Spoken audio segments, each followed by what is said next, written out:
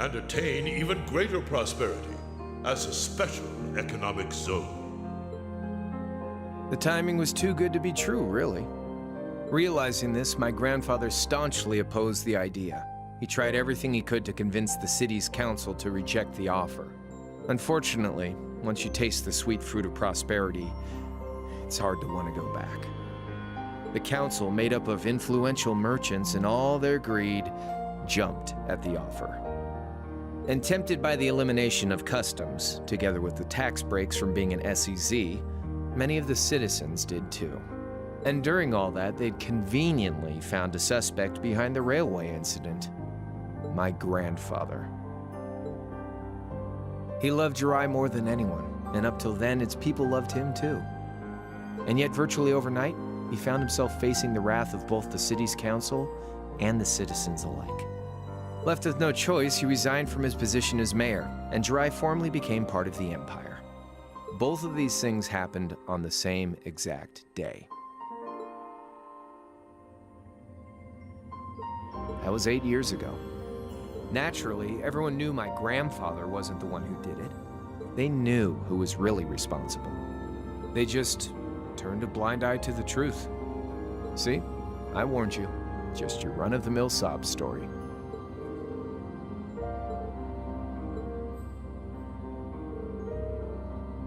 One day, he just up and died. Once he resigned, the whole affair with the railway getting blown up was all but forgotten. He lived comfortably in retirement for about half a year, fell ill, and that was that. He just lost the will to go on, I guess. Like I said, he was the only family I had. I mean, I had plenty of friends even then, but I chose to leave it all behind. I was 13 at the time. I wandered the land, doing whatever I had to get by. That was when I met old Cayenne, who happily indulged my hatred for the Chancellor. And with his financial backing, I went out with the goal to find others who were just like me. That was the beginning of the Imperial Liberation Front. Gideon, Scarlet, and Vulcan were among those I recruited. I had also met Vita then. I only knew her as the woman who had often come to see Cayenne. She guided me to a place below the city of Ordis, and there slept the Azure Knight Ordine. One after another, I overcame the same trials you did with your friends, but alone. And once I'd proven myself worthy, Ordine accepted me as his awakener. That was 3 years ago. I was 16. My preparations complete, I concealed my background and enrolled in a military academy near the capital. Everything I did for the sole purpose of taking the Chancellor's head.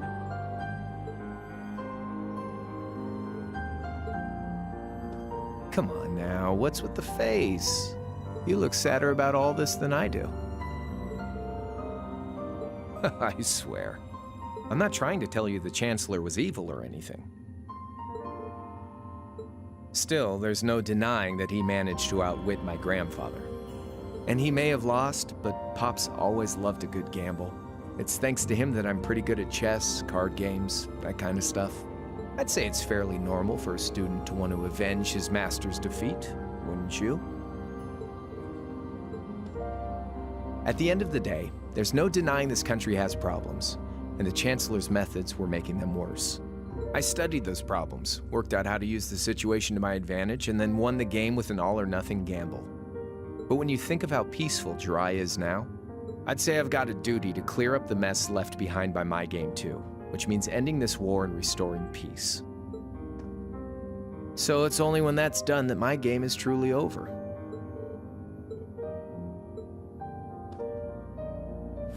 I don't want whatever your decision is to be influenced by my past, okay? Like Rufus said, you need to think long and hard about what it is you're fighting for. For you, more than anyone else.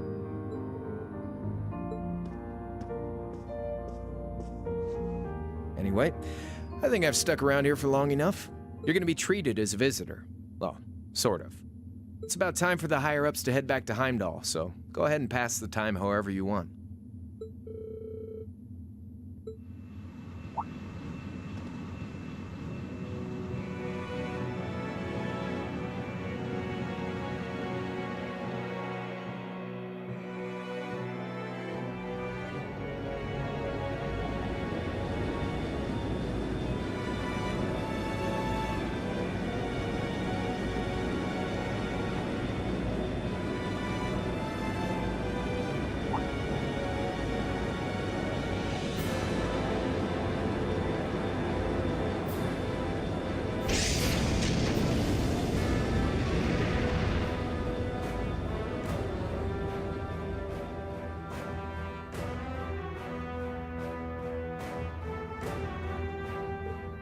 There'll be no guards outside your room, so if you want to try and escape, be my guest. Just keep in mind that some members of Ouroboros and Zephyr are on board too, not to mention me, Scarlet, and Vulcan. So if you're up for a gamble of your own, get ready to take all of us on.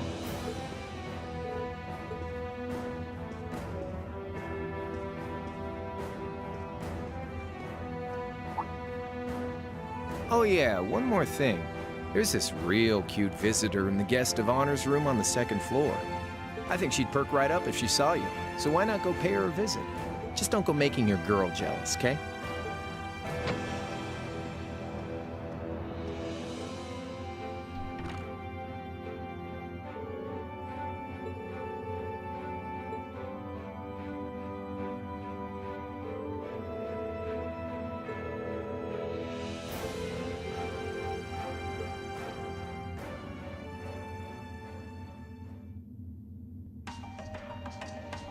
So I'll just say first, before we go to the second floor, we're going to speak to all the members of Zephyr and Ouroboros.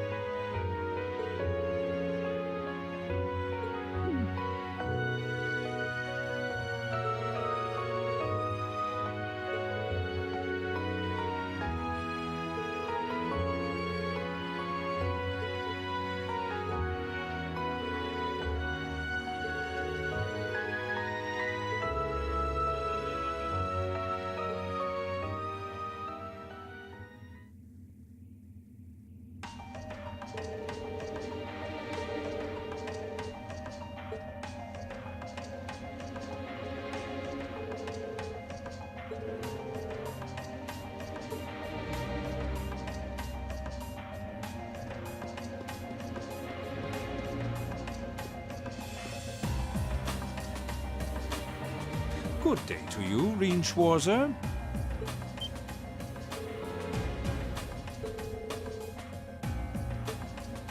Ha ha! Why wouldn't I be? I'm as much a guest on this ship as you are. And who would deny themselves the pleasure of a ship so beautiful? The furnishings are immaculate. The food and wine are positively sumptuous. And I am of the firm belief that it's wasteful not to take advantage of the opportunities life presents you.